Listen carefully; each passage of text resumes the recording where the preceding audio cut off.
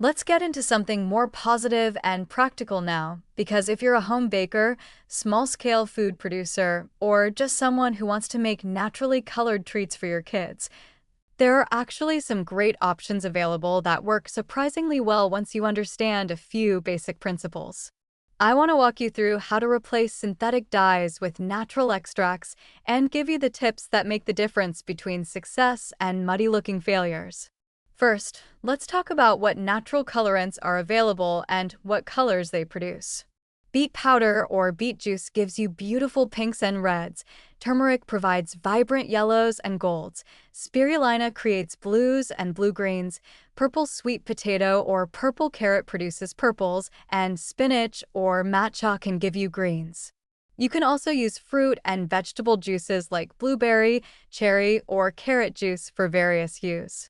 The key is understanding that natural colors behave differently than synthetic dyes, and that's actually fine once you adjust your expectations and techniques. Concentration matters a lot with natural colorants.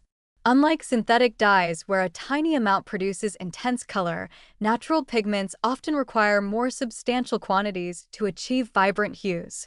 This means the colorant becomes part of your recipe rather than just an additive. If you're using beet powder in frosting, you might need a tablespoon or more, and that will slightly affect the texture and add a subtle earthiness to the flavor. Most of the time, this is barely noticeable, but it's something to be aware of. pH effects are crucial to understand. Beet pigments, for example, are pH sensitive and will shift from bright pink in acidic environments to more purple or brown in alkaline ones.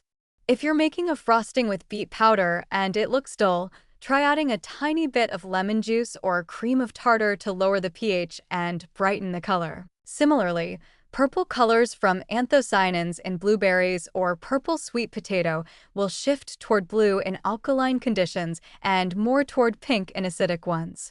You can actually use this to your advantage. Want to make blue frosting without synthetic blue one? Use purple sweet potato powder and add a pinch of baking soda to shift it toward blue. Shelf life and stability vary by colorant. Turmeric is very stable and will hold its color through baking and storage. Beet colors can fade somewhat over time, especially with light exposure. Spirulina is fairly stable but sensitive to heat, so it's best added after baking for things like frosting. Step-by-step tips from experienced bakers emphasize starting with small amounts and building up, because it's easier to add more color than to fix something that's too intensely colored. They also recommend using white or light-colored base ingredients when possible. Natural colors will show up much better in a white buttercream than a butter-based one. For baking applications, colors often concentrate and deepen during baking, so what looks pale in the batter may come out nicely colored after baking. Sensory test results from home bakers who've made the switch consistently show that family members can't tell the difference in taste between naturally and synthetically colored treats, or they actually prefer the natural versions. The visual difference is real. Naturally colored treats tend to look more muted and less neon, but once people taste them and realize they're delicious, the softer colors are quickly accepted as normal. Cost-wise, natural colorants are more expensive per use than artificial colors, but for home baking where you're not making industrial quantities, the cost difference is manageable. A jar of beet powder or spirulina might cost $10 to $15, but will last you through many batches of baking. Recipe photos from home bakers show that you can create beautiful, Instagram-worthy treats with natural colors. They just look naturally colored rather than artificially bright, and honestly, that aesthetic is becoming more popular anyway. Think of those gorgeous, naturally dyed Easter eggs using onion skins and turmeric, or the soft pastels you can achieve with fruit and vegetable juices. There's a warmth and authenticity to naturally colored food that synthetic dyes can never match. For small-scale food producers selling at farmers markets or specialty shops, natural colorants are increasingly a selling point rather than a compromise.